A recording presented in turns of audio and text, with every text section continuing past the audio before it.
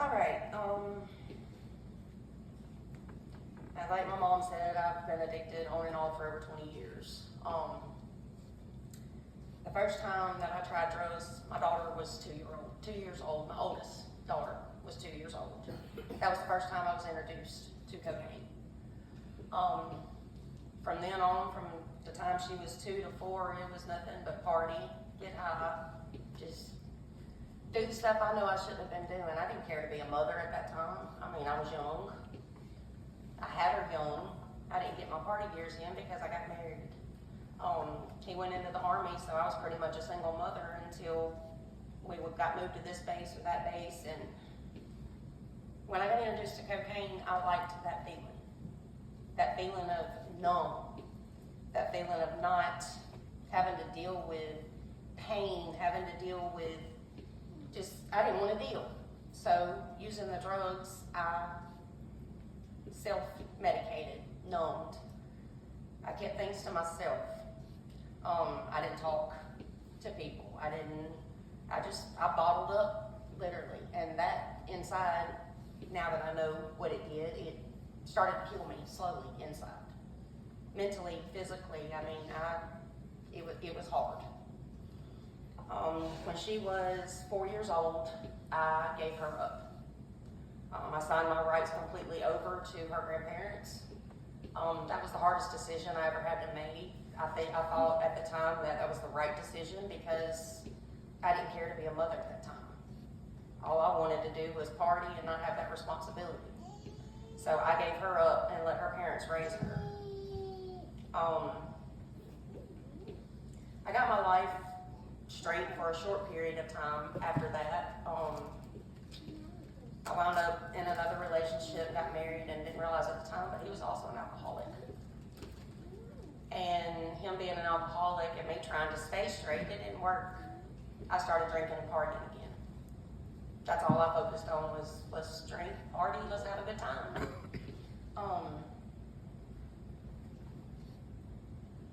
Miss Linda saying that's okay. And in that marriage, because there was a lot of drinking and partying, there was a lot of abuse, mental, physical.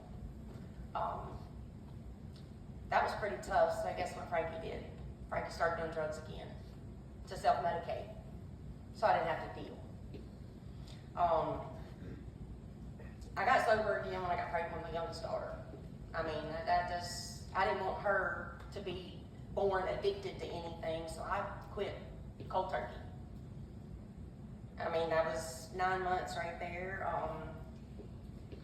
But after she got a little older, my sobriety went on out the window again. Here I was again. I started taking pain pills. I had multiple knee surgeries, things that they give you pain medication for. I mean, I was begging for pain medicine. I would hospital hop, doctor hop, just so I could get that pain medicine and get high. I wasn't worried about being a mother yet again. When she was, she was probably about 8, 9, maybe a little older. CPS was called on me. They came in without warning, gave me a drug test. Guess what? I failed. They immediately took her. She was in foster care for 2.5 years. But do you think I got sober in those 2.5 years? No, I played the system so I could get her back. I came up with ways and different ways to pass those drug tests. I went to rehab, 30 days. I mean, hey, that's what I gotta do to get her back. Then yeah, I cheated the system.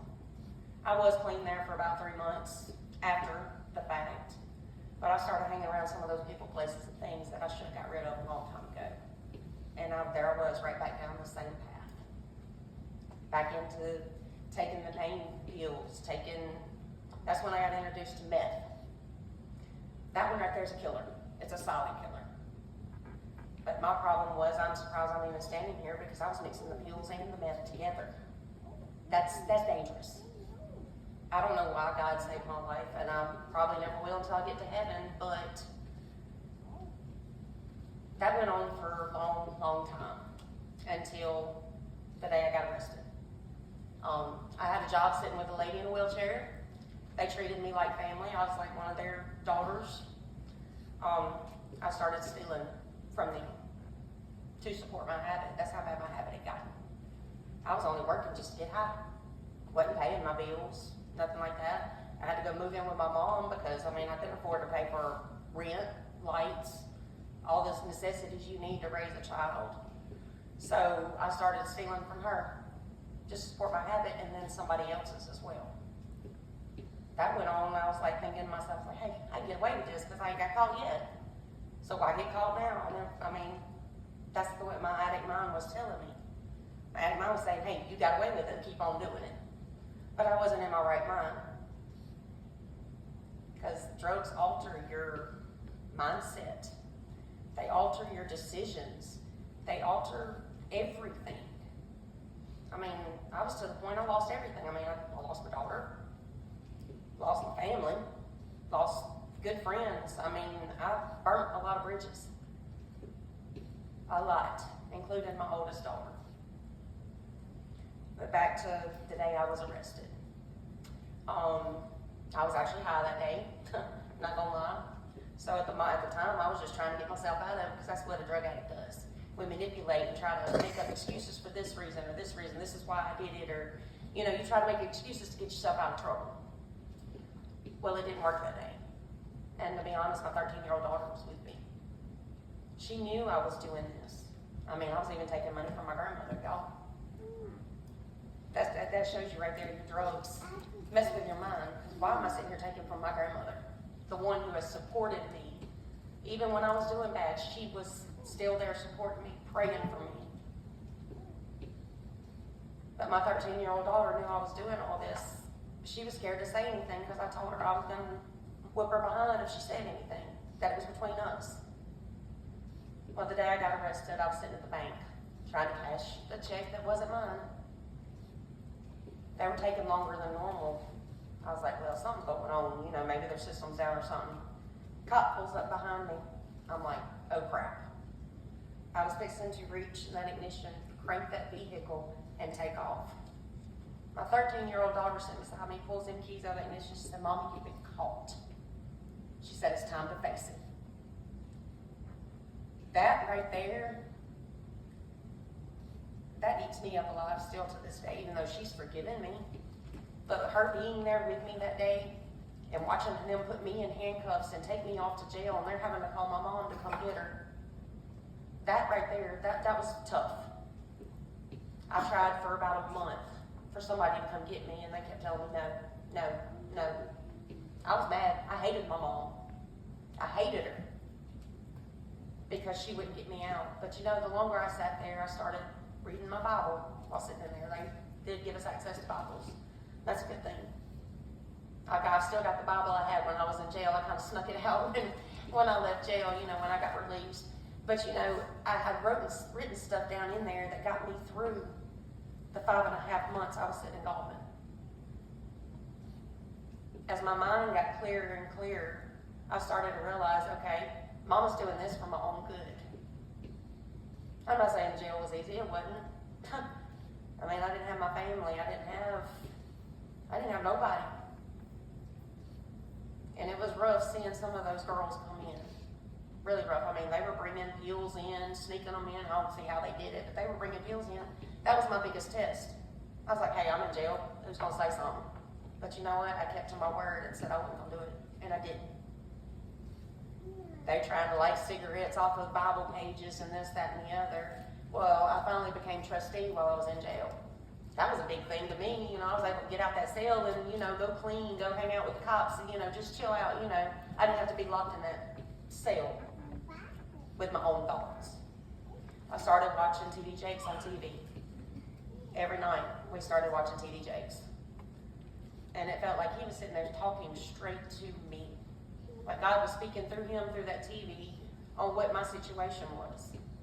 Well, I started hearing people, it was about probably 4 months in, I started hearing people talk about this drug court program. I was like, well, Mom tried to find information on it. She really couldn't find any information on it, so I took it into my own hands. I wrote the judge a letter myself. About a month after that went on, and I never heard anything. Well, here comes Chuck and Greg to the jail. They're like, we hear you want to join the drug court program. We think You know, they were on the phone with the judge as they were talking to me, and they're like, the judge is like, yeah, we'll give her a try and see how she does. Within a week, let's see, let me back up a little bit. While I was in jail, about 4 months, I guess, I had several in my life pass away while I was in jail. My daddy in North Carolina passed away. They had to send me the paperwork to sign to have him cremated in jail. That was rough. And then, let's say that was October, and then November, I got the call that my grandmother had passed.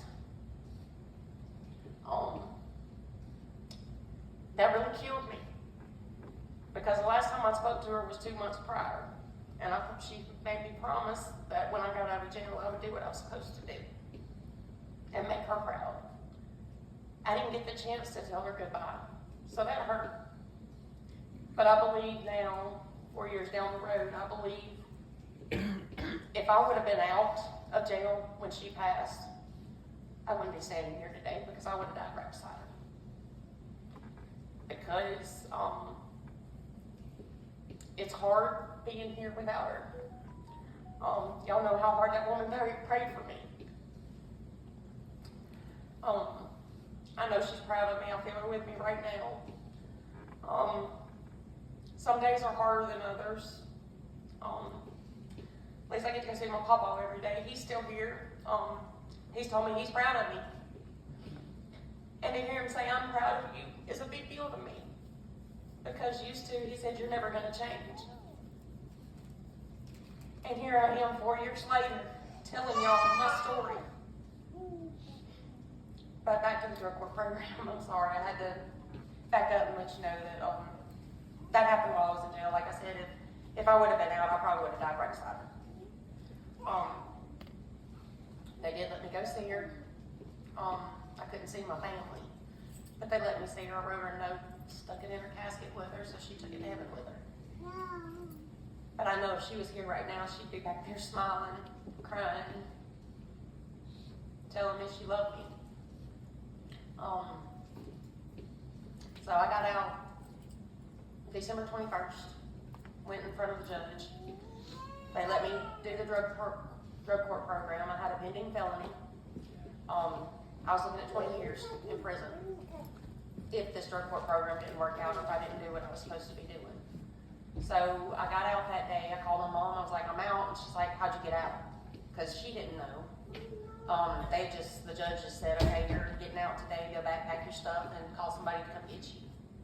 It took some courage for her to let me come back to her house. Because if I wouldn't have been able to go back to her house, I'd still be in jail. And I'd been there 5.5 months. I felt like I'd paid, because let me tell you, jail ain't for me. Jail's not for me. I love my freedom.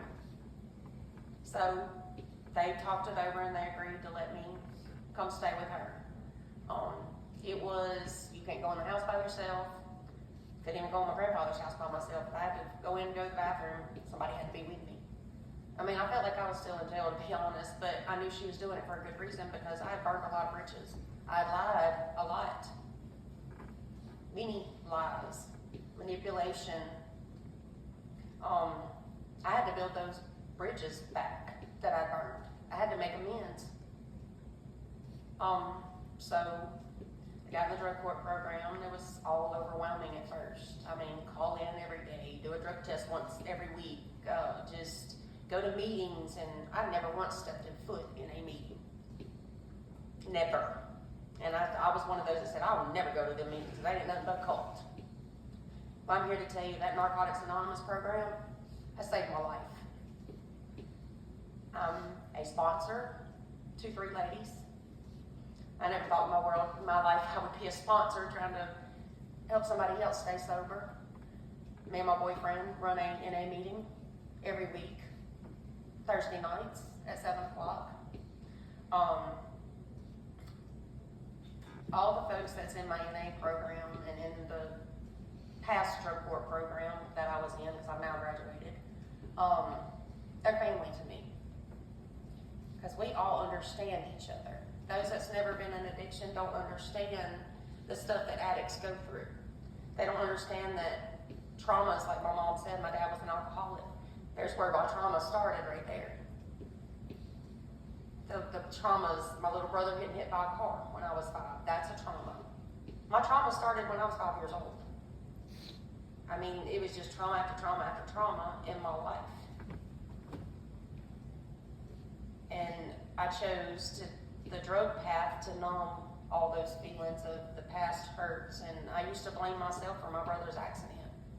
And I think that's where my addiction stemmed from too, blaming myself for him. Because I was the one holding him when he got hit. I mean, but for a 5-year-old little girl, why are you blaming yourself for something that you had no control over? I mean, I was little. But all those years I blamed my mother. I blamed other people instead of taking the blame for myself. I'm the one that put myself in those situations. You know, I can't blame myself for what happened to my brother. That was out of my hands. So I forgave myself for that. I forgave my mom because I always felt like I was alone growing up. Even though I know she was out there doing what she could do to support me and my brother, but I felt alone. So, I mean, the cycle just kept repeating itself until I finally had had enough. I got my lowest. My lowest was sitting in that jail. Then losing my grandmother, that was really the low. But you know what, I got out. I did that drug court program.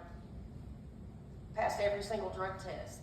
Never got in trouble, never got sent to jail for 48 hours for not calling in. Went to my meetings. There was a few times I had to have a kidney stone surgery. Let me tell you, I was scared to death because I knew I would have to take pain medication because that's pretty painful if you've ever had kidney stone. It's you know, and then I had to have emergency surgery on top of that, so I didn't even want to go to the emergency room that morning. I told my boyfriend, I was like, I'm gonna mess up my sobriety. I was worried about my sobriety over the amount of pain I was in. That's how a sober addict thinks, okay, this is gonna mess me up. But you know, that was my biggest test. But with the help of my daughter and my boyfriend, I overcame that. I took them like I was supposed to. There were some days I didn't even take, I mean, they tell you to take it every 4 hours. Frankie was stretching out 10 hours. Because I was that scared that I was going to go right back to where I just came from. But I didn't, you know, because the Lord and the people in my life, my mom, I even called her a couple times, like, I'm scared this is gonna, but she said, sometimes you have to do things in recovery that you don't want to do, especially, I was addicted to pain pills. I wanted that high. But that time, I didn't crave it no more. I just didn't want it. You know, I done got too old to do that. But me and Tessa were talking about our whys. My why is my kids. My why is my recovery people. My why is the Lord. My why is that man sitting right there. He's my main why. My mama too. They're my main why. You know, they're always asking me, Dodiana, what's your why? I didn't know how to answer that question when I first walked in those rooms. Because I didn't know what I was walking into. Because I'd always been told NA and AA was cults. But, you know, once I walked into that room, now look at me. Here I am almost 4 years clean to this day. July the 6th will be 4 years. It has not been easy. It's an easy program, easy to follow. But that's when I learned to pick up the phone. Don't try to fight things on your own. Reach out to somebody. Addiction's not easy, and I say in my meetings, I'm not an addict no more, but me saying that I'm an addict, that helps me to remember where I was 4 years ago versus today.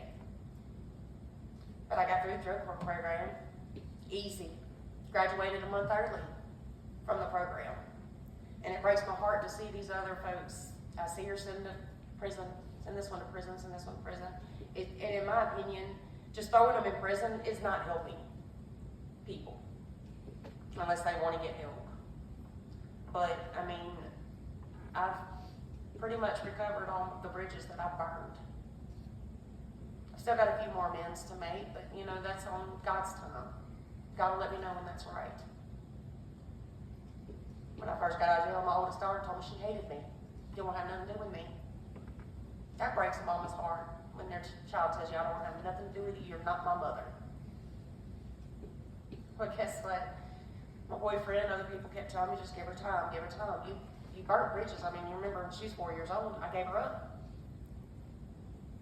That takes a toll on a child.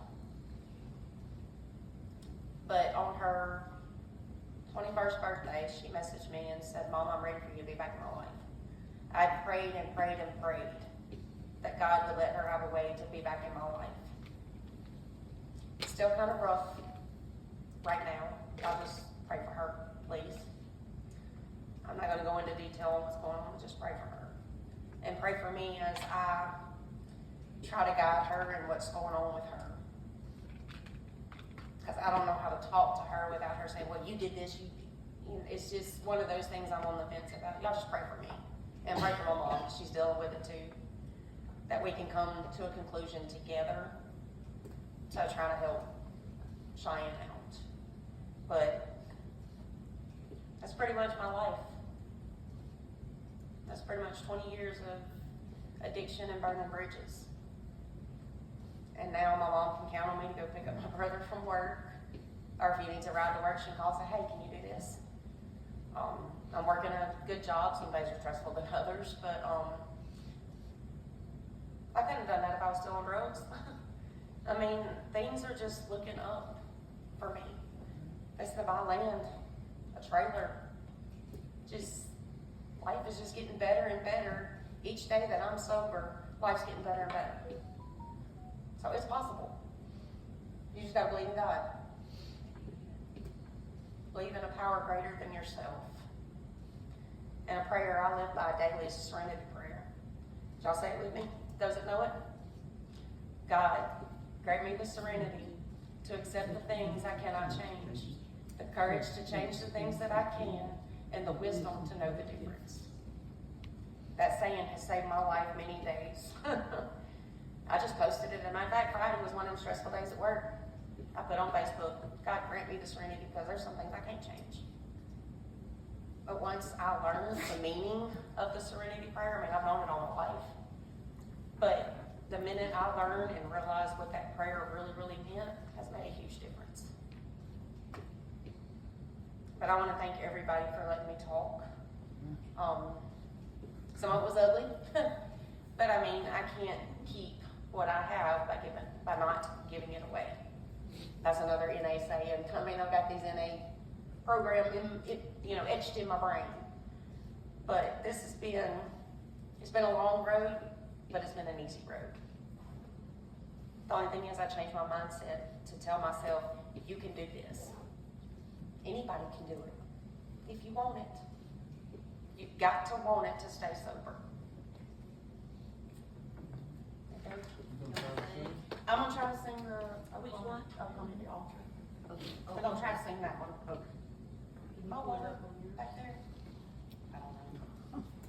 My throat's dry, y'all. It might just like it might.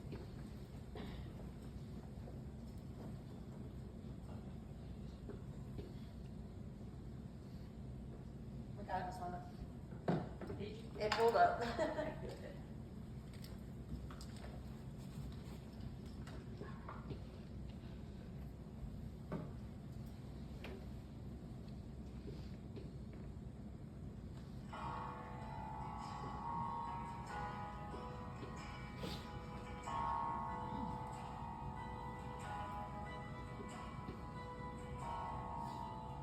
Are you hurting and broken within? Oh,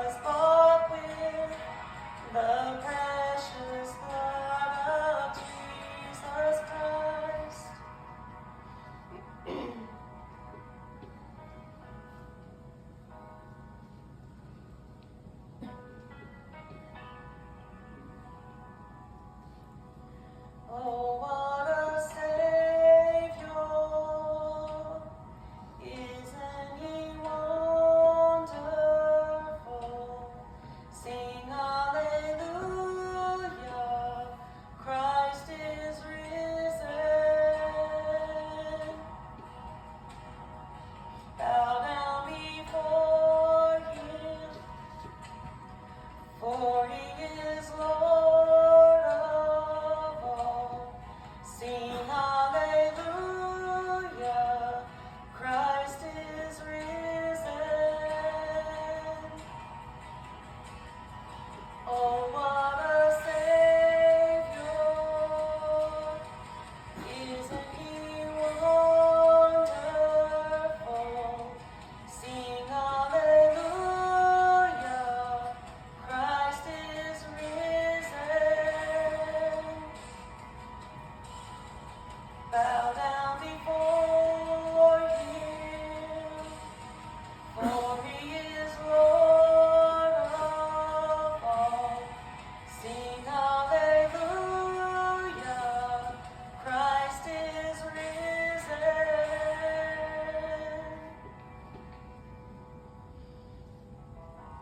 Oh, come to the altar, the Father's arms are open wide.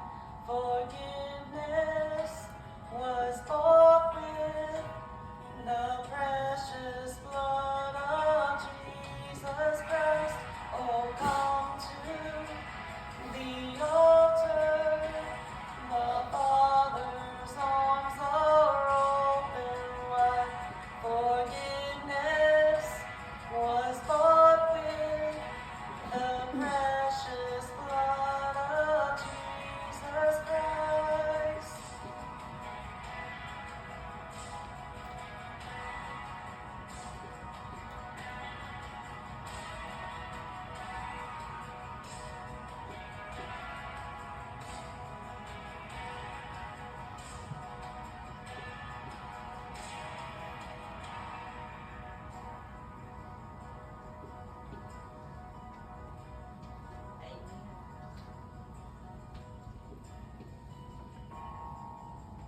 Bear the cross as you wait for your crown. Tell the world of the treasure you found.